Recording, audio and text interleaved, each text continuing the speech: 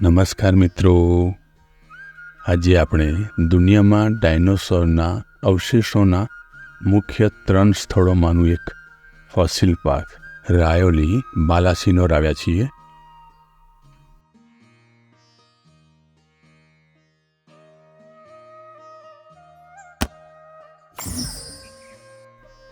આજે આપણે mix vegetable બનાવીશું. મિત્રો, આ છે ભીમબમરડા ગામ, જ્યાં આવા બમરડા જેવા આકારના વિશાળ અસંખ્ય રોક છે. ત્યાં ભોજન પ્રસાદ બનાવીશું. ભોજનમાં આજે મિક્સ વેજીટેબલનું શાક બનાવીશું. અમે 35 વ્યક્તિઓ બસ લઈને ફોસિલ પાર્ક જોવા આવ્યા છીએ. એમાં લીલી તુવેરના દાણા, બટાકા, ડુંગળી, કેપ્સિકમ, રીંગણ, ફ્લાવર, ટામેટાં અને લીલા ધાણા વાપરીશું. તમે ડુંગળી ના ખાતા હોય તો વાપરવી નહીં. બધા શાકભાજી ધોઈને સુધારી લઈશું. અમે 35 વ્યક્તિઓ માટે શાક બનાવીશું. તપેલામાં તેલ ગરમ કરવા મૂકીશું. તેલ ગરમ થાય એટલે સૂકા લાલ મરચાં, રાઈ, જીરું,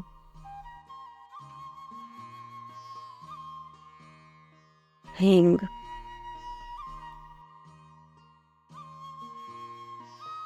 હળદર હલાવી શેકાવા દઈશું. લસણવાળું મરચું ઉમેરીશું.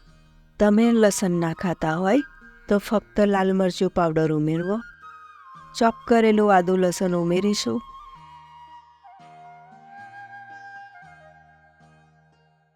અને તુવેર દાણા ઉમેરીશું. થોડા શેકાવા દઈશું. જાજા આથરડિયામના બહેનોએ શાક સુધારવાનું ચાલુ કર્યું, એટલે સુનૈનાએ વઘારની શરૂઆત કરી દીધી. ડુંગળી હજી સુધારાય છે.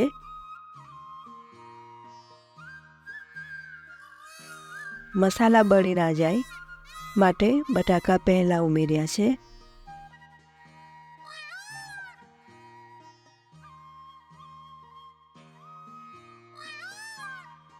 તમારે ડુંગળી પહેલી ઉમેરવી, થોડી શેકાય પછી બટાકા ઉમેરવા. થોડા શેકાવા દઈશું. ત્યારબાદ કેપ્સિકમ, ફ્લાવર,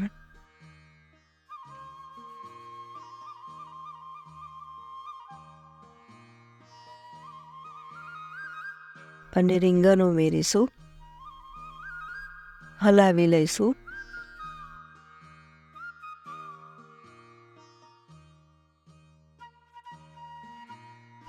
થોડું જળ ઉમેરીશું.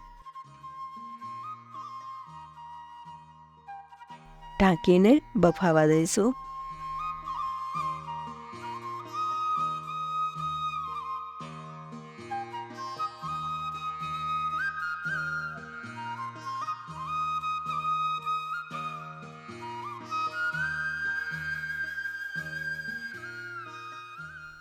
બાળકોને રોક ચઢવા ઉતરવાની રમત રમવાની મજા પડી ગઈ. મિત્રો, આ પ્રકારના પથ્થરવાળા રોકના ડુંગર અહીંયા ભીમબમરડા અને દેવડુંગરી એમ 2 જગ્યાએ છે. તો આપ જ્યારે ફોસિલ પાર્કની મુલાકાત લો તો 2 કલાક આ જગ્યાને પણ ફાળવશો તો તમને ખૂબ મજા આવશે. આપ ફોસિલ પાર્ક આવો તો કમસે કમ 4 થી 6 કલાકનો સમય લઈને આવવો અને 2 કલાક આ ભીમબમરડા અને દેવડુંગરી માટે.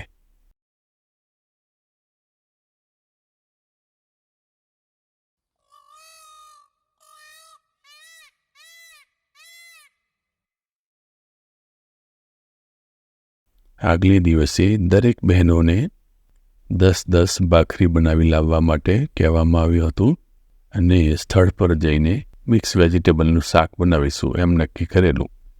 તો હવે અહીંયા ભોજન પ્રસાદ બનાવીને ભોજન લઈને પછી ફોસિલ પાર્ક જોવા માટે જઈશું.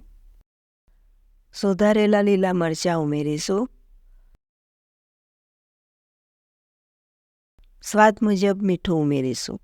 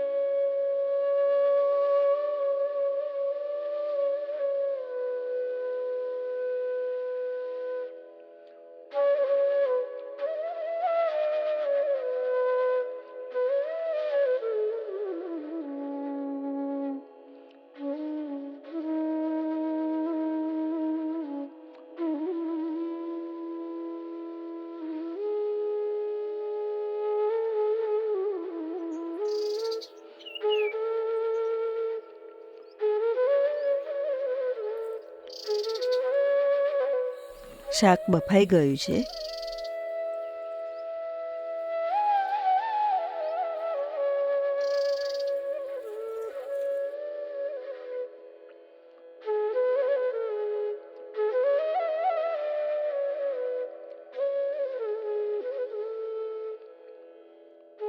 ટામેટાં ઉમેરીશું. શેકેલો ધાણા જીરું પાવડર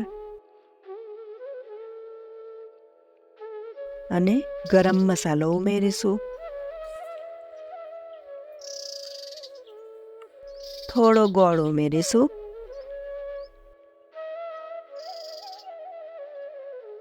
છેલ્લા લીલા ધાણા ઉમેરીશું.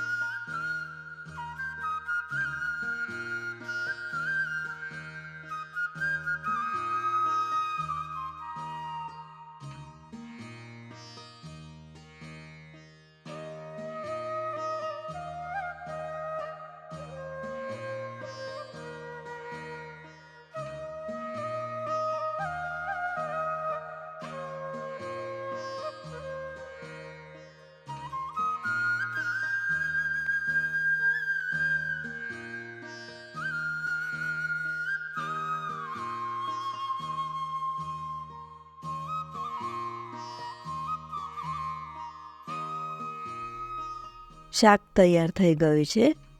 હવે ભોજન પ્રસાદ લેવા બેસીશું.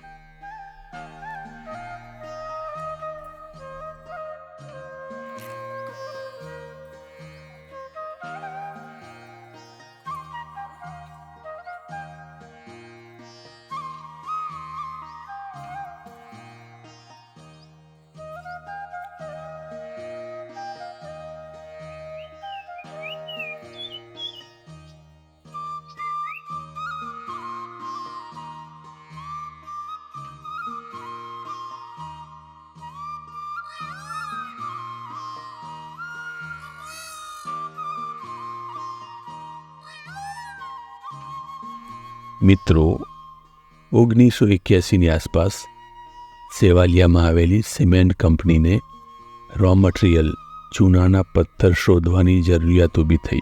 તો સાયન્ટિસ્ટોને અહીંયાના વિસ્તારમાં રાયલ ગામે ડાયનોસોરના અવશેષો મળી આવ્યા. પછી સરકારે એ વિસ્તારને કોર્ડન કરી સંશોધનની શરૂઆત કરેલી.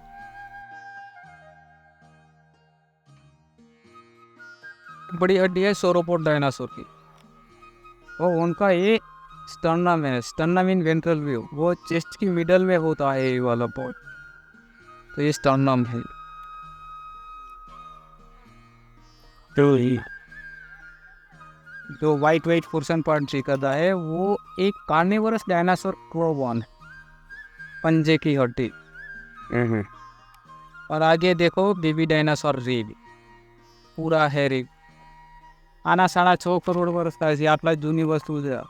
અહીંયાથી 2 ડાયનાસોરના અવશેષો મળેલા છે, સાતારી અને મોસારી. 15 ફૂટ જેટલી ઊંડાઈએ ખોદાઈ કરવામાં આવી હતી અને 2 ડાયનાસોરના અવશેષો મળેલા. 2 સ્કેલેટન છે અત્યારે કલકત્તા મ્યુઝિયમમાં. અહીંયા નથી આ મ્યુઝિયમમાં. અહીંયા જે સ્કેલેટન બનાવેલા છે બધા આર્ટિફિશિયલ છે, ઓરિજિનલ.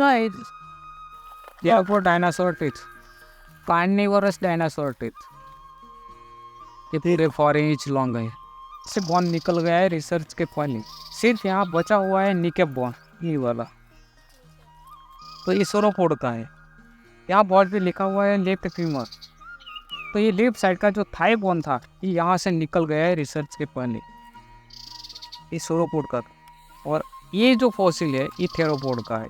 ये बैक बोन है वर्टिब्रा का. अब देखो थेरोपोड और थेरोपोड टीथ दूसरा भी यहाँ पर है 2 इंच का. अब देखो ये रहा.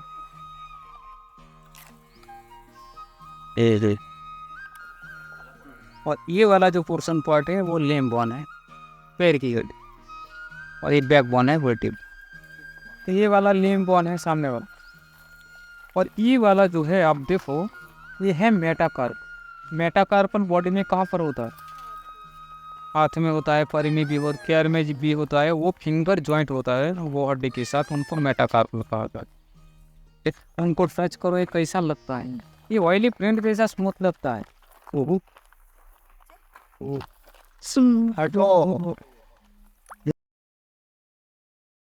અહીંયાથી સૌથી મોટા મહાકાય ડાયનોસોરની જાતિના અવશેષો મળી આવ્યા અને ત્યારબાદ વર્ષો પછી સ્ટીફન સ્પીલબર્ગે આના વિશે જુરાસિક પાર્ક નામની મોટા બજેટની ફિલ્મ બનાવી. મિત્રો, આ જગ્યા પર આવેલા ડાયનોસોર દુનિયાના સૌથી મહાકાય છે. હવે સ્ટીફન સ્પીલબર્ગે અબજો ખર્ચીને ફિલ્મ બનાવી અને આપણે ગુજરાતી થઈને કે ભારતીય થઈને આપણી નજીક આવેલા આ સ્થળની મુલાકાત ન લઈએ તો આપણા જેવા મૂર્ખ કોણ હોય? અમારી ફોસિલ પાર્કની આ બીજી વિઝિટ છે. સૌપ્રથમ અમે 2017માં અહીંયા આવેલા, જ્યારે આપની સરકારે અહીંયા ડાયનોસોર મ્યુઝિયમ બનાવવાની શરૂઆત કરેલી. અહીં આવેલા ડાયનોસોર્સનું નામ આપવામાં આવ્યું રાજાસોરસ નર્મદેન્સિસ, જે 30 ફૂટ લાંબા હતા. મિત્રો, આ સ્થળ મહીસાગર જિલ્લાના બાલાસિનોર પાસે રાયોલી ગામની સીમમાં આવેલું છે. એકવાર જરૂરથી જોવા જશો. ત્યાં સેવા આપતા ડાયાભાઈ સંશોધનની શરૂઆતથી જ દરેક સાયન્ટિસ્ટની સાથે રહ્યા છે. આવો તેઓ પાસેથી વધુ જાણકારી લઈએ.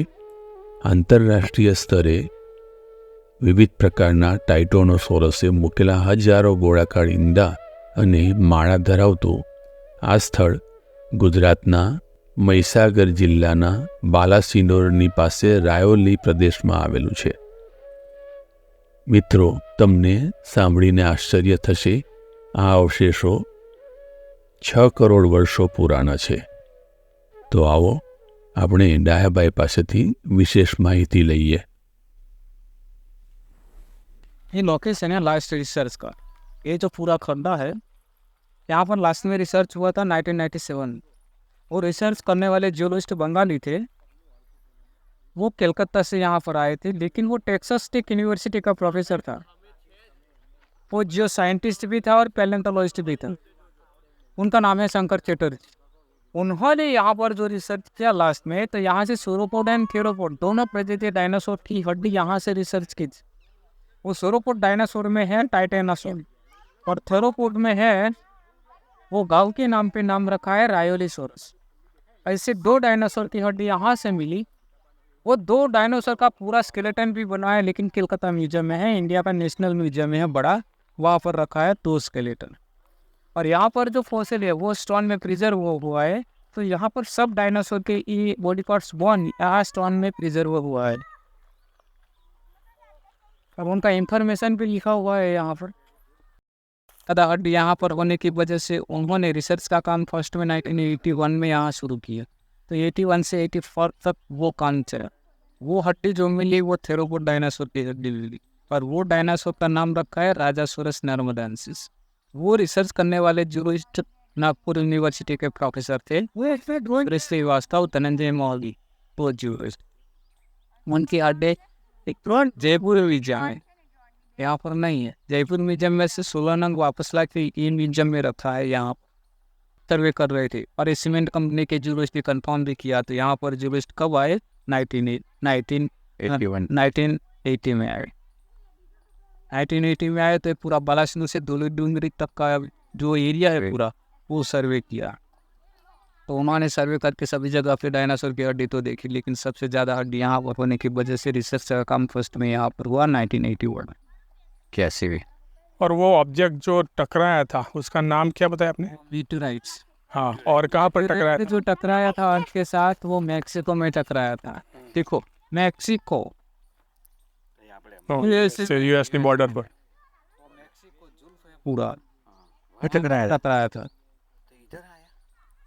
पूरी अर्थ को उसका अर्थ पे रहते थे उसी समय। अर्थ का एक ही कॉन्टिनेंट था, यानी वन लैंड मास पैंजिया। उसी समय डायनासोर अर्थ पे रहते थे और मेटेओराइट टकराया तो ये अर्थ का 2 कॉन्टिनेंट्स हुआ, लॉरेस एंड गोंडवाना लैंड। और बाद में अर्थ पे इरप्शन शुरू हुआ तो बाद में 7 कॉन्टिनेंट्स हुआ। अर्थ का ये 7 कॉन्टिनेंट्स है। पहले अब जो इंडिया था वो अफ्रीका के साथ जुड़ा हुआ था, लेकिन वो इरप्शन से वो इंडिया अलग हो गया अफ्रीका से। और हिमालय भी नहीं था वो जगह पे, तो तैतीस महासागर था। 33 महासागर खत्म हो गया, हिमालय की रचना हुई और अफ्रीका के साथ जुड़ा हुआ इंडिया भी अलग हुआ। अरेबियन सी का निर्माण हुआ। ये डाया भाई चौहान है। ये बालासिनोर में गुजरात यूनिवर्सिटी में पढ़ते थे। यहाँ पे हमें गाइड कर रहे हैं। हम यहाँ बालासिनोर के डायनासोर जुरासिक पार्क में घूमने आए हैं। इन्होंने हमें बहुत अच्छे से गाइड किया है, सब चीज़ों का अच्छे से एक्सप्लेनेशन दिया है, बहुत कामली, बहुत अच्छे से। और हर एक फॉसिल का हमें बहुत अच्छे से बताया है डिटेल में। और यहाँ पे बहुत सारे ये दुनिया का तीसरा का पार्क है, सबसे बड़ा। और इन्होंने हमें बहुत सारी इन्फॉर्मेशन दी है जो हमें पता नहीं थी, एक्चुअली किसी को नहीं पता इंडिया में। तो हमें बहुत प्राउड होना चाहिए कि इंडिया में ये जगह है और इन्होंने हमें बताई है। So we are thankful to them. And और यहाँ बहुत सारे लोग आते हैं देखने के लिए, लेकिन अगर आप इंटरेस्ट से इनको पूछोगे तो आपको उसका पता चलेगा कि ये हमारा प्रॉपर्टी है। ये हर एक इंडियन का प्रॉपर्टी, इंडियन की प्रॉपर्टी है, इंडियन और प्राउड होना चाहिए और उसको प्रिजर्व करना चाहिए। यहाँ थोड़ा भी नुकसान नहीं होना चाहिए, ख्याल रखना चाहिए, कुछ कचरा भी नहीं डालना चाहिए। और उसको ये जो भी फॉसिल्स बाहर भी कुछ दिख रहे हैं तो वो उसका केयर करना चाहिए, क्योंकि ये बहुत बड़ी संपत्ति है हमारी जो वर्ल्ड में बहुत कम देशों में। इंडिया का धरोहर है। तो अगेन थैंक यू डाया भाई। भाई नमस्ते, आभार, खूब खूब धन्यवाद તમારો।